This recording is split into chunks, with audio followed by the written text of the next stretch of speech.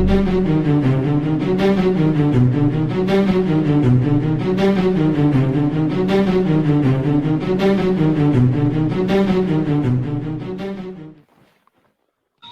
he is. How you How doing, y'all Harley? doing tonight? Good. Can you hear us okay? Yes, sir. Hey, Harley, how's it Yeah. going, buddy? I'm doing good. How are you, Todd? I'm doing good, man. Thanks for being here with us tonight. Yes, sir. It's a pleasure to be here. I hope George put in some good words for me. He didn't say too many bad things about you. I'll say Well, that much. that's good. That's good. All right, brother. So you've had a couple of encounters and some crazy things going on. Yeah. Where did your first one happen at, Harley? My first one happened in Pound, Virginia in 2020. I worked for an auction company at that time, and there's a little bit of backstory behind this. So the week prior, we were up there, and we were getting the equipment and stuff ready for the auction. And I was talking with the owner of this place, and he was telling us about this bear that was rummaging around the trash. I asked him if it was a pretty good sized bear. He said, yeah. He said, he's pretty good size. I was like, okay. He said, but there's far worse things in these mountains than that. And I'm just like, okay, so what's he talking about here? Is he talking about Black Panthers or something like that? Because Bigfoot was the last thing on my mind. I used to be a skeptic. I used to be a non-believer. And I was like, okay, he's talking about Black Panthers. So the rest of that week there, nothing really happened. And the auction came up on a Saturday. And, we had everything going. And my boss asked me if I wanted to stay up there the next week to help people load their stuff that they bought. And I was like, yeah, I'll do it. So Sunday came and it was raining and stuff. And I just wasn't going to sit in the hotel all day. So I go out there and I get stuff ready so I can come home early the coming week. And I go to walking around the wood line there and I find these huge tracks that was in the mud. And I was like, okay, them are odd because I could make out some toes and stuff in some of them. I was like, that's a Bigfoot. I was like, either somebody's playing a prank on me or this is legit. And I just rubbed it off. I was like, okay, that's Bigfoot. Well, Monday nothing happened. Tuesday nothing happened. And Wednesday, that was the day I actually saw this thing. Had a guy in there earlier that morning. He brought in his trailer, and I loaded a couple pallets up that he had, and nothing really happened the rest of that day. And I was just sitting in a skid steer chilling because I had everything done that I needed to do. I was just waiting on people. And I go over to the service truck to get a Coca-Cola and a sandwich out of my cooler.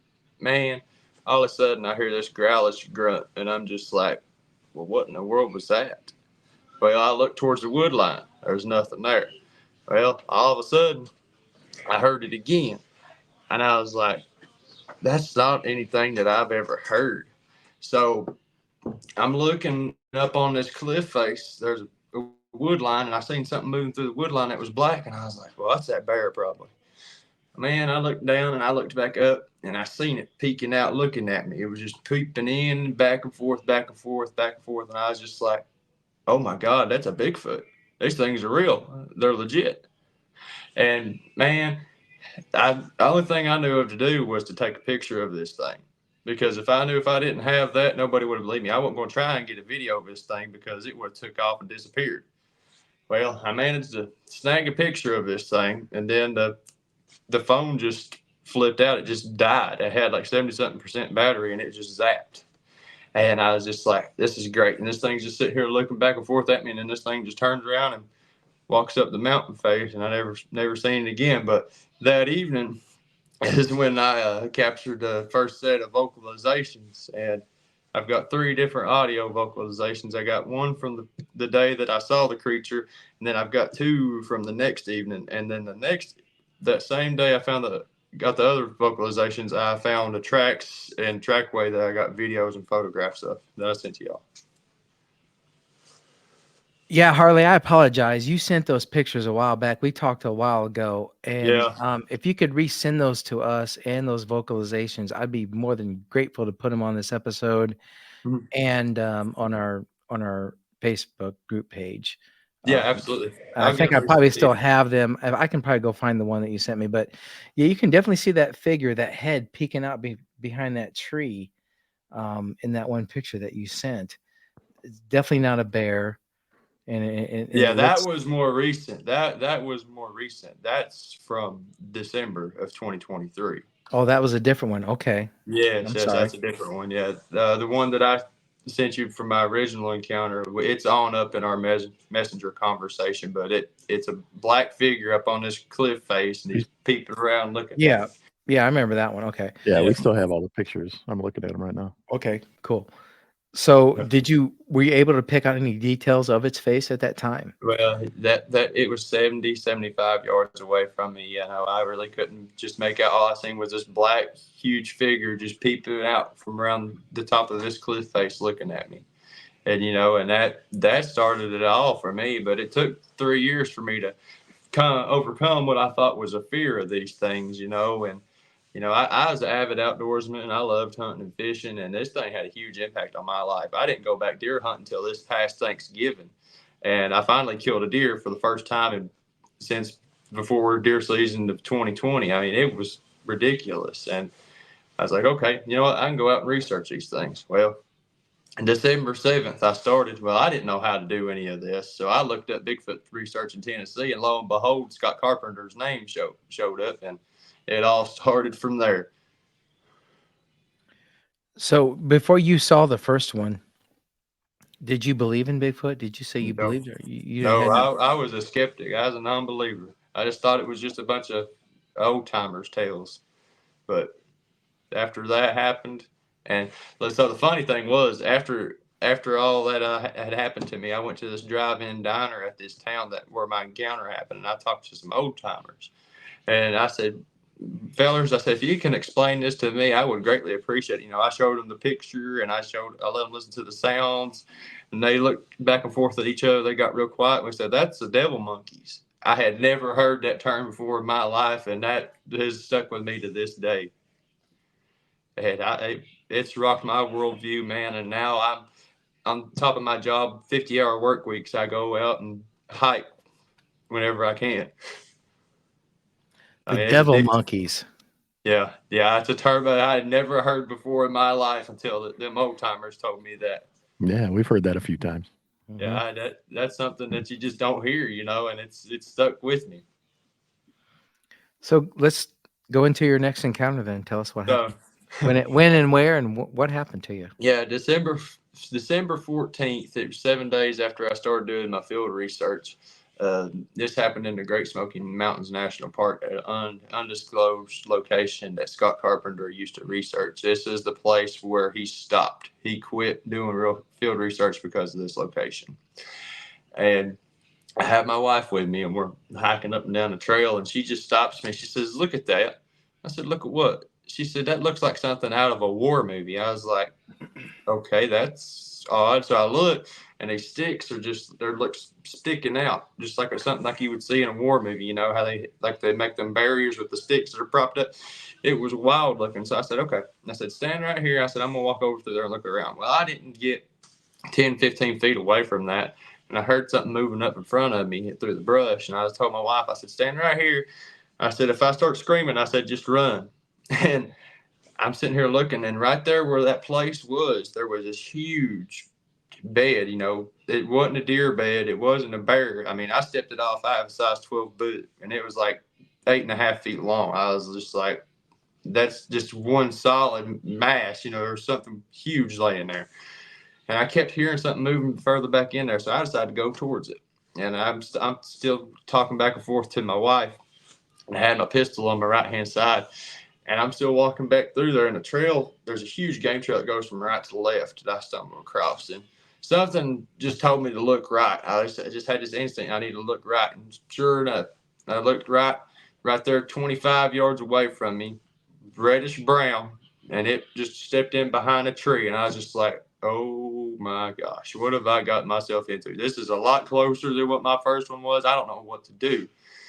And this thing steps out from beside this tree, and it squats down, and it peeps his head out of a bush to look at me. I can see his skin. He's got like grayish looking leathery skin. You can see the wrinkles just a little bit, and it's just looking into that thing's eyes. It's like looking at a human almost, but it's just huge. And all of a sudden, to my left, there was a loud snap of a branch, and then almost instantly right behind me, there was one stomping. And I said, hell with this. I said, I'm getting out of here. So I take off.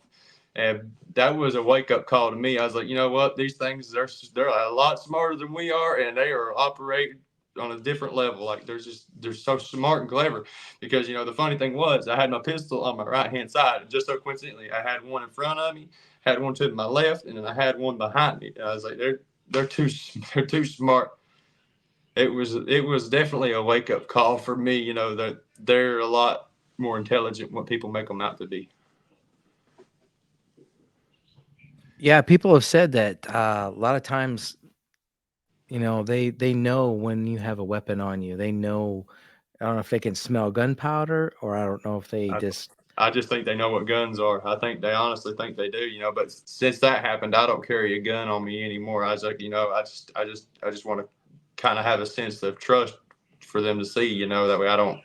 But I mean, I carry it in my backpack still, but I just don't let them see it, just because in case of bears or whatnot, or even copperheads and rattlesnakes. Lord, I can't stand. That's the only two snakes I can't stand. I can handle a black snake or a black racer, but copperheads and rattlesnakes, Lord, no. Yeah, I wouldn't want to see those either. Nope. Well, you Those got mountain lions out there too. You know. Oh yeah, mountain lions and black panthers. Now, yeah, that's I've heard them, but I don't know if it was mountain lion or black panther. I mean, there's always been stories here of the black panthers and mountain lions and all that. TWRA won't tell you they're here, but they are. Yeah, I know they they don't disclose that, which is kind of saddening, honestly. I mean, Yeah. I've been on a lot of trails by myself, and I've wondered that, you know, what if a mountain lion comes along? What am I going to do? There ain't much you can do. I mean, most of the time it's going to be right on top of you before you know it. Yep. And that's the same thing with them, the Bigfoot. You know, I mean, they're stealthy. You know, for something so big, they really don't make a sound. It's remarkable. And now this next encounter I'm going to talk about, George done kind of filled y'all in on it, but it was a really special moment to share with him, y'all. So you were with George Lunsford. We had him on not too long ago. Yep. The episode title was, I think it was titled "This Thing's Gonna Kill Me," or something like that. Yeah, that's it. Yep. So yes, let's go into that. It's cool to have a second set of eyes on the show to reiterate the same kind of encounter, and to hear that from your side point of view. So yeah, definitely take us into what was going on and tell us what happened there. Yeah, so I had been in contact with George and them, and I went on their podcast, and we've become good friends instantly. They invited me in to join their organization, and I've been doing all their field research for them, and I've let them come help do some research. And January 7th of this year, they come up, and you know, I was showing them all the signs that I'd found, the X structures, the arches, twist breaks, all that stuff, and they were really surprised by it. They were pretty amazed. And we're going up this trail here, and we find these huge dogman tracks. I mean, they were huge. They were 5 inches across. I mean, there was no denying that it was from a bipedal canine, because I mean, there was one track and then another and then another, and there was a 5-foot stride in between each track. And so we're still going on up through there, and all of a sudden we're coming back, and I just have this feeling me and George need to go down in this holler. And I was like, okay. So I punched George on the shoulder. I said, George, we're going to drop down in this holler. I said, Robert and his wife will stay up here on this main trail, and we'll stay in walkie contact. So me and George go down this holler, and there's a hill on one side, and there's a little valley, and then there's a hill, and we're coming down across through there. And I'm looking, and I just get this, we're being watched. And all of a sudden, out of my peripheral, I see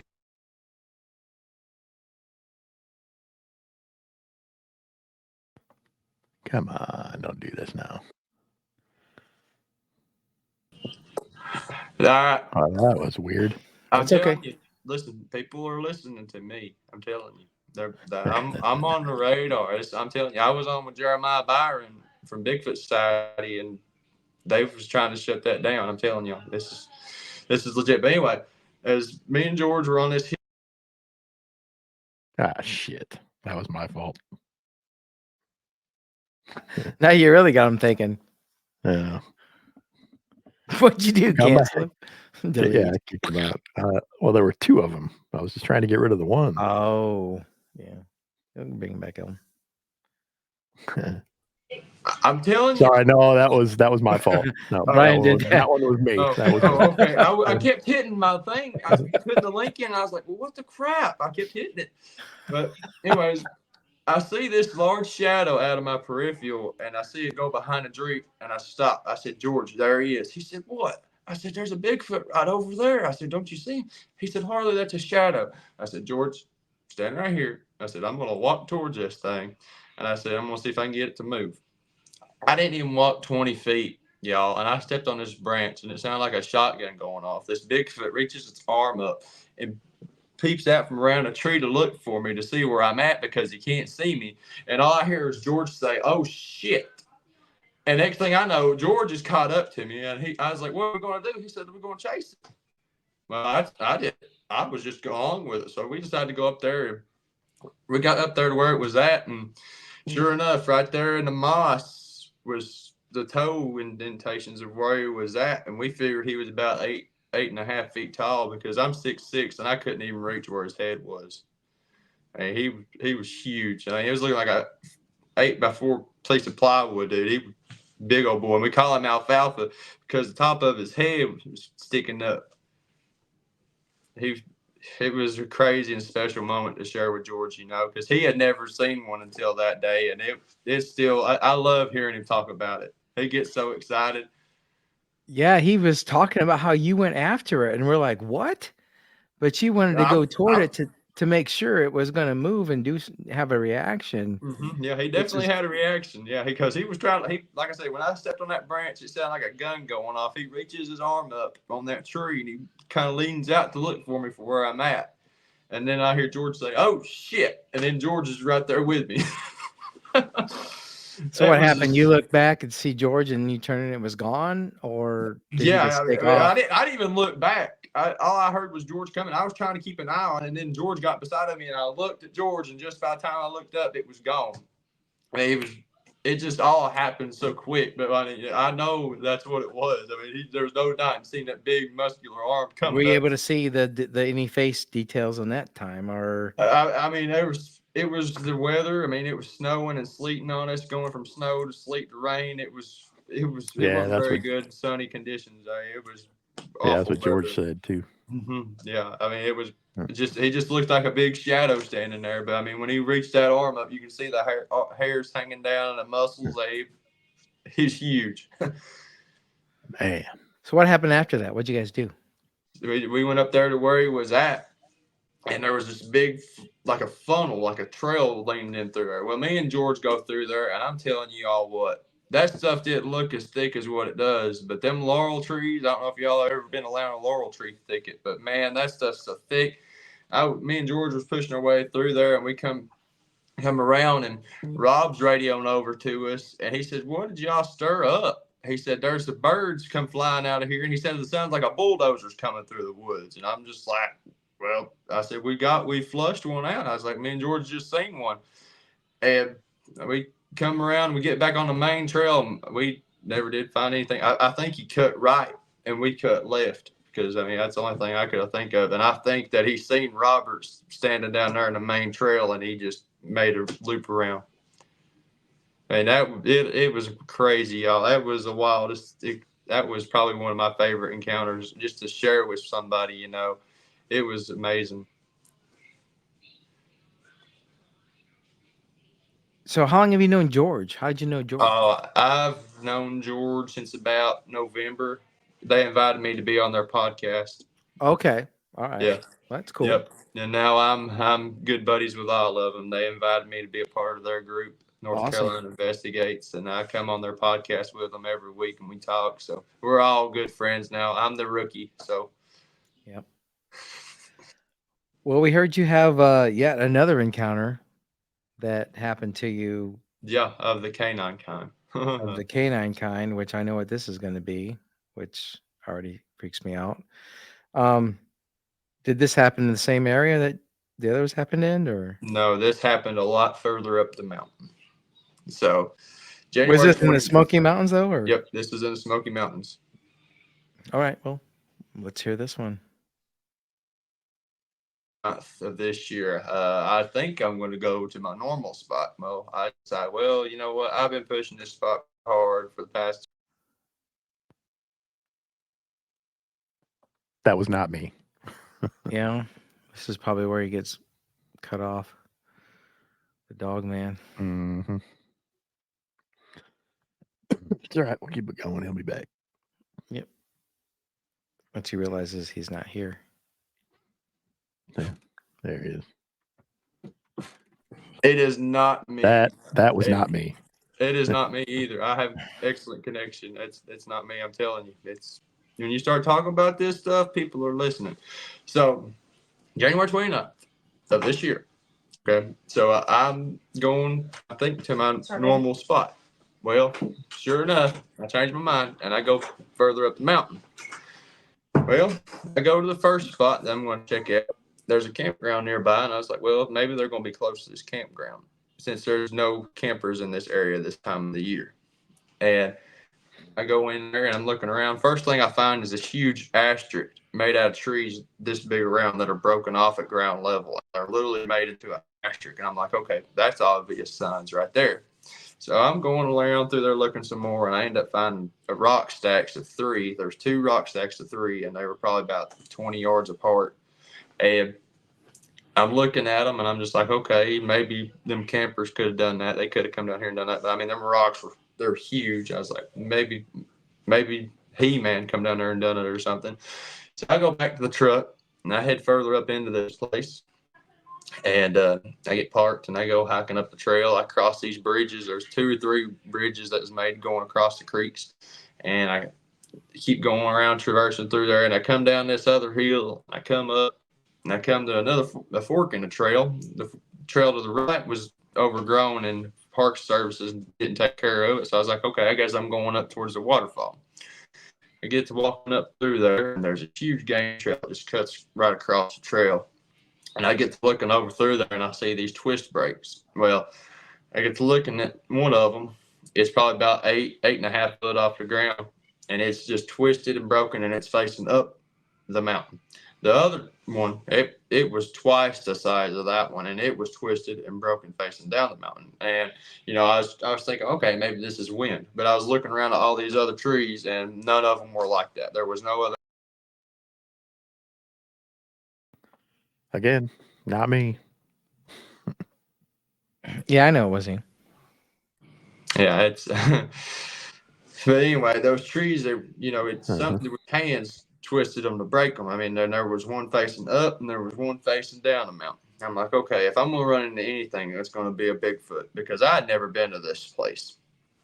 So I go back to the main trail. This was probably about 40, 50 yards off the trail. So I go back to the main trail. I'm going up. I come up to this curve, and it's a really sharp curve in the trail. And I'm looking at my phone. It says 30%.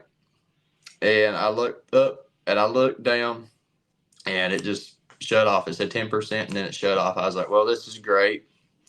So I'm like, I got a decision to make. I can keep going up through here and looking for more stuff, or I can just turn around and come back. And all of a sudden, it was starting to snow a little bit, and I'm coming back down this trail, and it was cold. I packed light. I just had this hoodie on and some jeans and my muck boots. And I mean, I was starting to get cold. And I come around the curve, and I didn't walk 15, 20 feet after passing this curve. And all of a sudden, I hear something behind me. I just heard leaves rustling behind me to my right. And I was like, okay, I'm going to turn around, and whatever this is going to be there. I turn around dead in my tracks, and I'm looking, and there it is, this huge brown canine with these huge yellow eyes. And I'm just like, of all things to run into, I did not want to run into this stinking thing, because when I was looking into this thing's eyes, there was nothing. There was an empty void. There was nothing behind those eyes. When you look into a Bigfoot's eyes, there's something there. But when you look into one of these things, it's nothing. It's evil. It's a killing machine. This thing pushes itself up with its forearms, and it takes 3 steps, and it's right at a tree, and it's got its arm propped up on a tree, and it's growling and snarling at me. And I'm still looking at this thing, in between its ears on top of its head was flat. It had these almost like a husky ears. and his nose was kind of snudged up into his snout, and he's got this mane running down the back of his neck. Its hands, I don't know if you've ever seen what raccoon's hands up close, but it was almost like raccoon's hands. And the upper torso of this thing was pretty muscular, but the bottom half of it wasn't really as thick and muscular. But the weirdest thing about this thing, I've heard tales of the dogman having backwards facing legs. This thing had forward facing legs. And I remember, there was no mistaking. This thing had forward facing legs, not backwards facing. And its tail was almost like a fox's tail, just big and poofy. And, my life was flashing before my eyes. My kids growing up without me, my wife going on without me, all this life was flashing before my eyes. And I'm just like, I got to get out of here. I'm going to get killed. And I start backpedaling and I'm looking at this thing and I just take off and I'm running. I'm running as fast as I can. I've never moved so fast in my life. And this thing is chasing me, dude. And it's off the trail chasing me in the woods. I can hear it running through the brush behind me. So I'm going and I cross the little creek and I come up and I cross the first bridge and then I cross the second bridge and this thing just stopped. I think that's when it stopped chasing me because that's when I remember hearing the foliage stop moving behind me. I still was going. I did not stop. And I was counting my blessings after that, because that thing was demonic. Looking into that thing's eyes, no, there was nothing, no soul, just an empty void behind those huge yellow eyes. And I don't care if I ever run into another one of those again. So I go back on a Friday to that spot, and I have some buddies from Virginia come down, and we get measurements of this thing. It was a little over 8 feet tall, including the ears. It was almost 4 feet at the shoulders, and the stride that it took in 3 steps was 28 feet. That's almost 8.5 foot stride. That thing moved. It was huge. Its head was about 16 inches across. It huge, huge creature. You're lucky. I would rather run into Bigfoot than another one of these. Oh yeah, yeah, for sure. It was pretty scary. Not gonna lie, it was. That's something that had it out for me. Or kill me. I don't know. I've had people tell me that was some kind of hybrid. I've had people tell me it's a werewolf. I thought dogman, but I don't know. I don't know. I think the way you describe it, I think if he wanted to kill you, you would have been dead. I think he just wanted you out of there. Well, the funny thing is, I go to look on the map and map out my location up there. There's 2 cemeteries in that location that I did not notice. And on that Friday when I went back, there was no gravestones for these cemeteries, nowhere. So they're old cemeteries.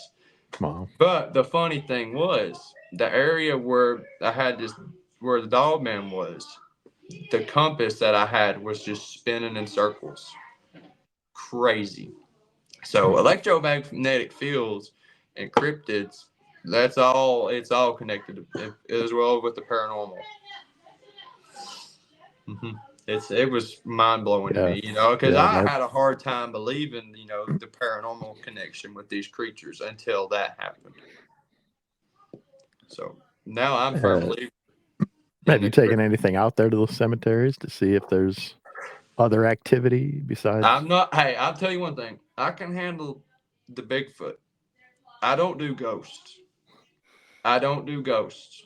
But I will tell you the funny thing, whenever I first started doing this Bigfoot research, I never had any paranormal stuff happen in the house. But whenever I started doing that, I've had stuff falling. I've had voices in the house, all kinds of crazy things. I'll tell you one time, there was this loud crash that happened, and I thought it was my daughter's. One of them fell off the bunk bed. Well, I go in there and I look, nothing. She's sound asleep. So I go looking all through the house, and nothing was falling that I could see, and it was very, very strange to me.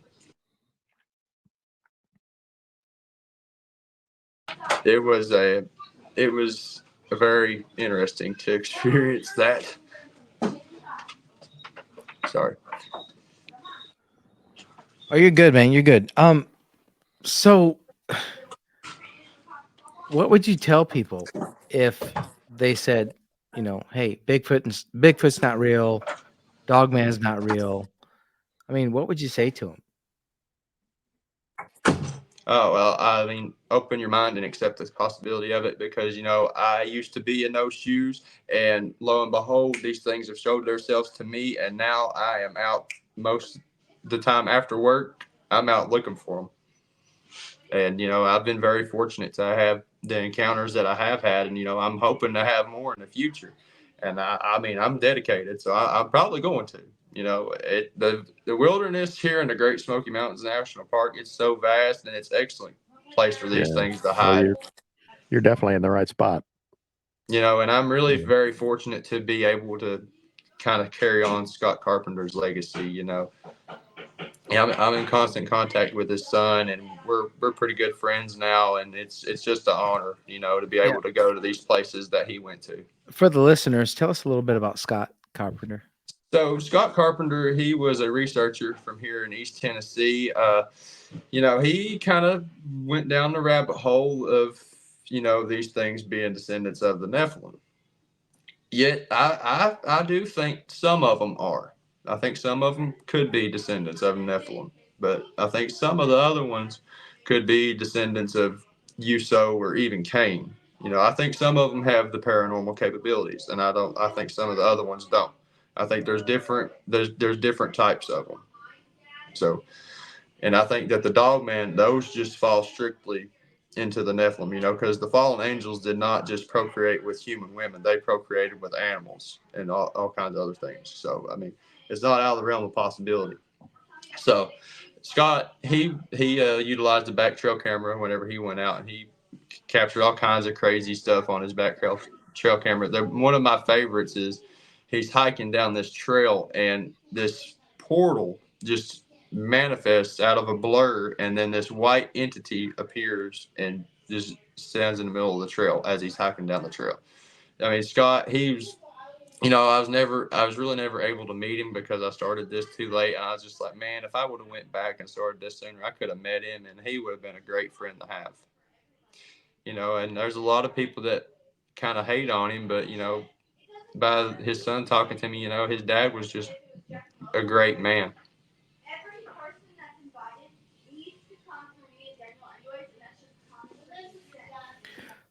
That's awesome. Yeah. So let's talk about Dogman again. Are you not afraid to go out in the woods? Oh, I am. Run in this creature? I pray before I go in now. I used to not pray before I go in, but now every time before I go in, I pray.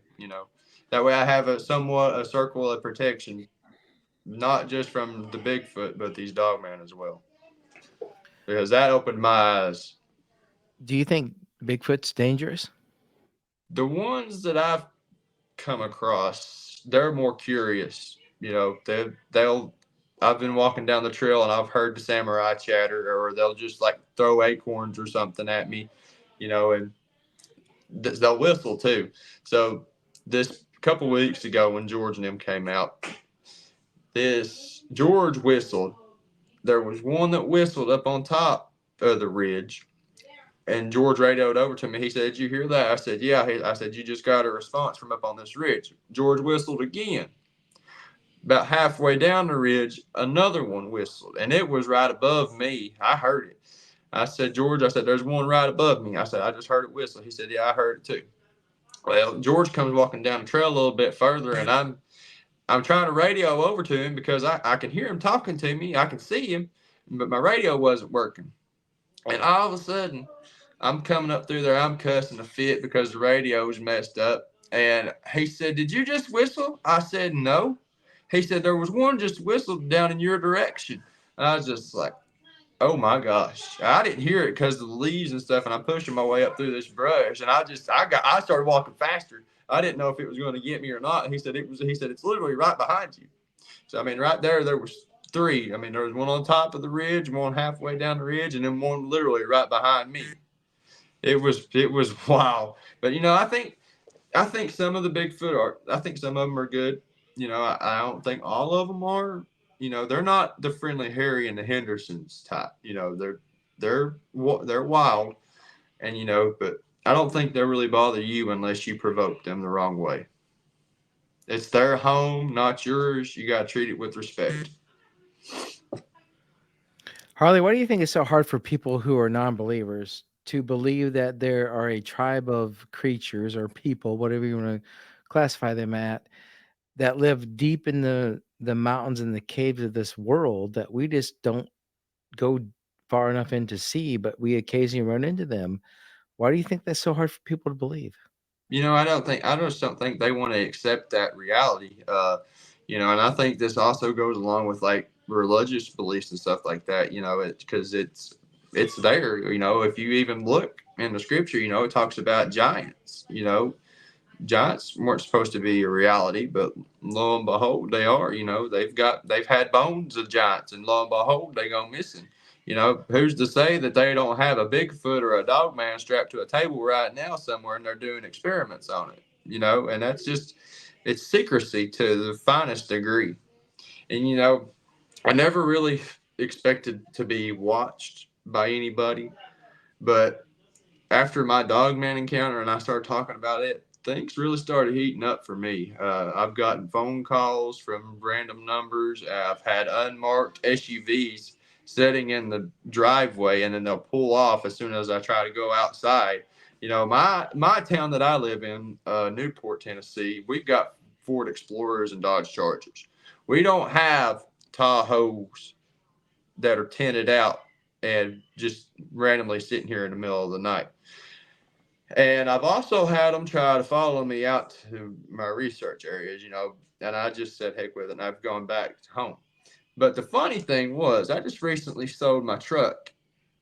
The guy that bought my truck calls me the evening that he bought it. He said, man, what did you do? I said, nothing. Why? He said, I got 4 unmarked SUVs sitting in my driveway. I said, buddy, if I told you what I did, you wouldn't believe me. And it's wild, man, because they bugged my truck, and the guy lives 30 minutes away from me. And I was like, man, if I told you what I did, you wouldn't believe me. He's like, did you tell him? I told him, I said, I researched Bigfoot, and I said these other things. He's like, oh, he said, that's none of my business then. Okay. Yeah, He's like, I'm not in this. I'm not in this. Leave me alone. Yeah, he said they were just sitting there in his driveway, just looking. Interesting. Very interesting. Yeah. Yeah. It was an eye opener for sure. Like I said, what just happened earlier. I mean, it happened several times on Jeremiah Byron's show, Bigfoot Society, and the audio was wigging out and all this other stuff too. So I mean, they're trying to shut it down, because once you start talking about Bigfoot and the Nephilim and these dogmen and all this other stuff starts acting weird. Yeah. Because people are trying to silence that stuff. What do you think this dogman thing was when you saw it? Did you think natural creature? Did you think science experiment? Did you think what did you think? I knew instantly what it was. I knew it was a dogman creature, because it's just this huge canine. I mean, not a wolf by no means. This thing was a monster. And and this thing, whenever I was still looking at it, I was like, it's almost like something out of a science fiction movie, and it almost makes you wonder if there isn't some truth in the science fiction, because what you would see a werewolf in a movie, a bipedal werewolf, that's almost spot on of a dogman. There is truth in the science fiction. 100%. I believe it. Yeah, that stuff had to come from somewhere. I believe that too. Yep. Exactly. Yes, 100%. I mean, that's not just made up out of nowhere. There is some truth behind the science fiction somewhere. Mm-hmm. Yeah, I mean, somebody didn't just make up a werewolf, right? I mean, No. Someone had to see one, or something had to inspire that. And even if they did, who's to say that the government's not saying, well, you know what? Let's try to make one then. Let's try to match a wolf and a human or whatever. I'm sure they cooked DNA and create these creatures, I think they cooked some of them up, and I've heard reports of the Googway. I hope I never run into one of those, but I think that the Googway are a cross between the Bigfoot and the dogman. I think that the government have cooked those up. Or I think they're actually a baboon type of Bigfoot. maybe That's possibly. That's a very good possibility too. It is because they have the snout and the who knows. Yeah, I mean, nobody has answers for this. There is nobody an expert in this field, and if they claim they are, they're full of shit. You're right. We were just talking about that earlier. Yep. All everybody has is opinions. Exactly right. Nobody knows. Pure speculation. But there is knowledge. There is knowledge in this field. You can have knowledge. For sure. Yeah. But you can't be an expert. No. I think the knowledge evolves around the fact that we talk to people like you and then the next guest or prior guests, and you guys are talking about the same kind of things. Oh, yeah, absolutely. 100%. You know, the same traits, the same things that you're seeing, the yellow eyes in the dogman. Yep. That's huge. You know, and when someone says that, saw dogman, yellow eyes, it's like, we've heard that before. The raccoon hands. Kind of snout, the different kind of ears. It's all, you can compare other reports and you can compile data off of that and you can just go everywhere. Same thing with Bigfoot. Yep, exactly right. Yeah, people say he looks like an ancient man or an ancient Indian or a tribal kind of creature, you know.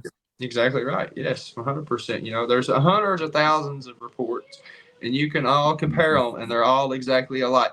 You know, people that don't want to accept that, that's on them. You know, but my main goal with this is if I can save somebody's life from acting stupid out there on the trails or doing anything, you know, going out there drinking or whatever, and somebody goes missing, it's kind of going to be known what that is. You know, I think a lot of these missing 411 cases are a dogman. I really do. Could be. I hate to admit that, but I think you're right. I think some of them could be Bigfoot, but I think a majority of them are the dogman.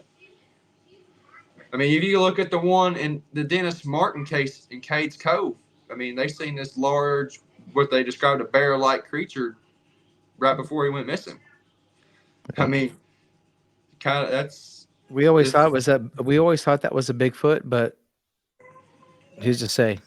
Yeah, we talked about that Dennis Martin before. Yeah, we have an episode out there about that, but who's to say what it was? I mean, that's just I mean, they said it looked like a bear-like creature, you know, and dogman's kind of almost bear-like if you just seeing it from a distance, you know. Yeah. I mean, let's be honest here. If you look at all the missing cases in the national forests and Alaska, for that matter, there's thousands, right? And there's no way it's all done by humans to human, right? No, absolutely. There has to be mountain lions. There has to be grizzly bear. There has to be something other than those things. Oh, yeah. And well, I mean, you look at all these quote unquote dog attacks or unknown animal attacks. If it's unknown, then what is it? You've got to answer for it somewhere. I mean, it's the truth's got to come to life at some point. Yeah, we had an encounter where a guy and his brother were hunting and had a dog man, like you saw, charge his brother, and they shot and killed it. His brother wouldn't talk about it, but they marked it up at the hospital as a dog attack. Oh yeah, they try to keep it shady. So apparently, in this spot that I research at in the late 90s, there was somebody up there from the National Park Service working around, and this woman comes out from this valley where me and George seen the Bigfoot, and she's got cuts all over her. She's butt naked. I mean, she's just got these huge claw marks all over her. And they run her to the hospital here in town. And she's in there for a couple of days. And then this black SUV pulls up, and the guy comes in there claiming to be a doctor or something, and this woman's gone, and she's never been seen still to this day.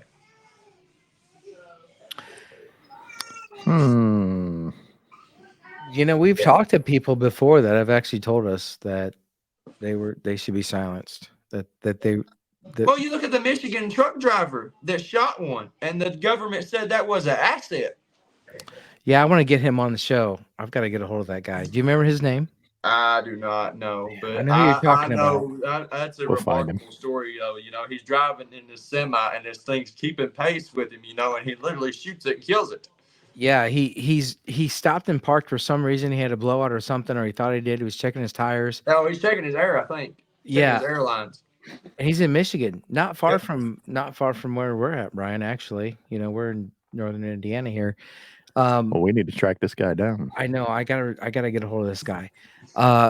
He just starts taking off, and he notices in his passenger window there's this werewolf looking in at him, and he's got a 50 cal, one of those Judge handguns. Oh, Yeah, that's a bad nice. little gun.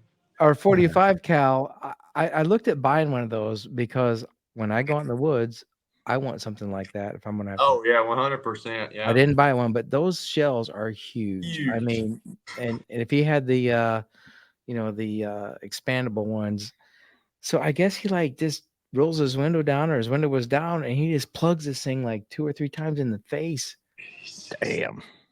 And does he stop, or what happens? I think he turns around and he comes back, and he's trying to find where it's at. Gone or something like that. Yeah, it was gone, and then this car pulls, or trucks or whatever pull up, and they were telling him that he killed an asset. Yeah, it was so weird. Asset. Yeah, that's what they so said. Weird. Asset. Yeah. So I mean, that's obvious right there. They're cooking some of these things up. I mean, I want Dogman to be government created. I really do. Because that would be you preferred. Just don't want them to be natural animals. I don't. I think they're more supernatural than natural. I mean, that's my honest opinion. They are demonic creatures. I mean, when I looked into that thing's eyes, that's the only thing I can remember. There is no soul. It's just an empty void. How far away from you? Where you think you guys were? It was 15, 20 feet away from me. Oh my god, that's way too close.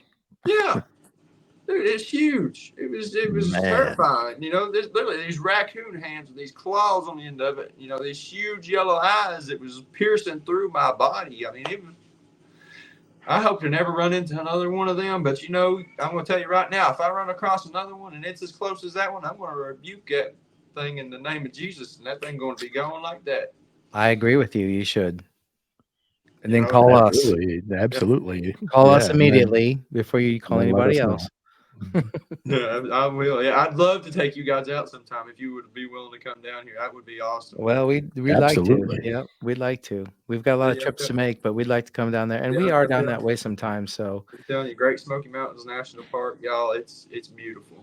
Yeah, it is. I love coming down there with the family to Sevierville and Gatlinburg and all that. But there's way more than that down there. Yeah, we'll have to see if we can set something up with George, and so we can all get down there together. And that would be awesome. Get out. That'd be fun. Yeah. Do you guys go to the Smoky Mountain Bigfoot Festival down there? I think George and them do. I think we're going to try and go. All of us are going to try and go this year. But I do have something in the works, and I cannot talk about this yet. So I cannot disclose anything. Okay. But I have something huge planned. Okay. Well, good. Sounds good. Just let us know on the side. Sounds like maybe something fun. Let us know when you can. It's in an event that I'm going to be hosting with Dr. John Stamey, but no details are out yet. That's fine. Are you familiar with Dr. John Stamey? I don't think so. Okay, well, he's a UFO Bigfoot guy, but we're going to have something in the works. It's going to be coming very soon, and it's going to be awesome. Okay, cool. Well, let us know when you can. Oh yeah, absolutely. Do you ever make it to any other conventions or anything, Harley? Or? I had an opportunity to go over to the UK with Daniel Barnett, that event that he's having in July. But unfortunately, I don't have a passport, and I'm not going to be able to make it. I was going to be a speaker and everything, and I just couldn't do it, because of financial stuff right now and trying to get everything worked out. But I'm hoping to get some big time, conventions and stuff like that soon. My name's getting out there. I'm getting around slowly but surely, but my whole thing with this, I'm not in this for the popularity or nothing like that. I just want the truth to be exposed. I'm just a laid back country boy from East Tennessee that's out here hunting cryptids. That's why we do what we do. Yep. That's our goal. If I can save somebody's life, I've made my day. Yep. Yeah, that's how we feel. And more people that hear this that have had the same experience. We feel that out of every 10 people that have had an encounter, maybe 3 of them come forward. Exactly right.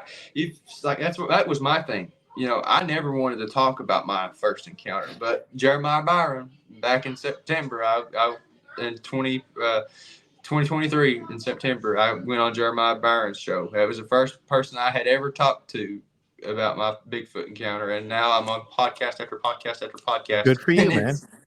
It's crazy. It kind of gets addicting, doesn't it? Once you do one, it's yes, like, I love meeting new people and talking with everybody because I thoroughly enjoy cryptid research, and I'm just glad to be a part of it. I mean, I'm young. I mean, I'm just 24 years old, but I love doing this. Yeah. Wow. Yeah, you got a long way to go. Yeah, it's a great hobby to be into. I wish I would have gotten into it a long time ago. Yeah, man. If I'd have got into it in 2020, I'd be a lot further off than where I am now. I'm sure of it. But maybe I started it. It's all worked out in God's plan for me. Yeah, it's probably just the right time. Yep. Yeah. You just be careful out there looking for Bigfoot and running into dogman. You know what I'm saying? Take some weapons with you or something, or a group of people. You never know what could happen. Bible. Yeah, I've thought about carrying my Bible with me, but I've just kind of left that alone. I just pray before I go, and I carry my knife. I keep it visible, and then I carry my gun in my bag. Mm-hmm. So, I mean, if something's going to get me, I got my big 12-inch blade. I just I wonder if like bear mace would work good on these things too. Scott carried around bear mace. I think. Yeah, Scott, he carried around bear mace, but I don't know if it ever worked on him or not. I don't even know if he had to use it, but I've thought about getting some just in case I run across a bear. I bet it would for a minute anyway. Yeah, get away.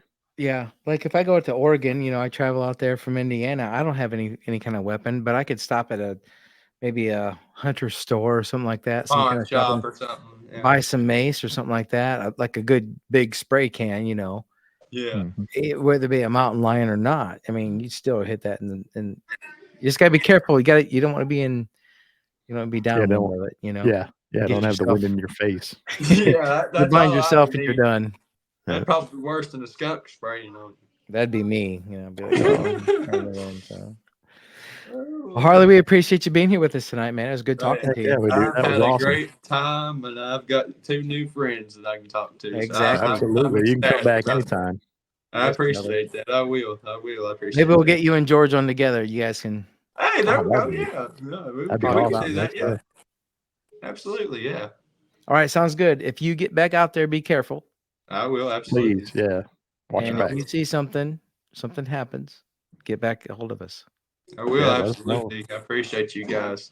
All right, brother. We appreciate you too. Thanks for being here. Yeah, we do. Thanks, Harley. Thank you all. Take it easy. Bye. Have a good one, man. I appreciate y'all so much.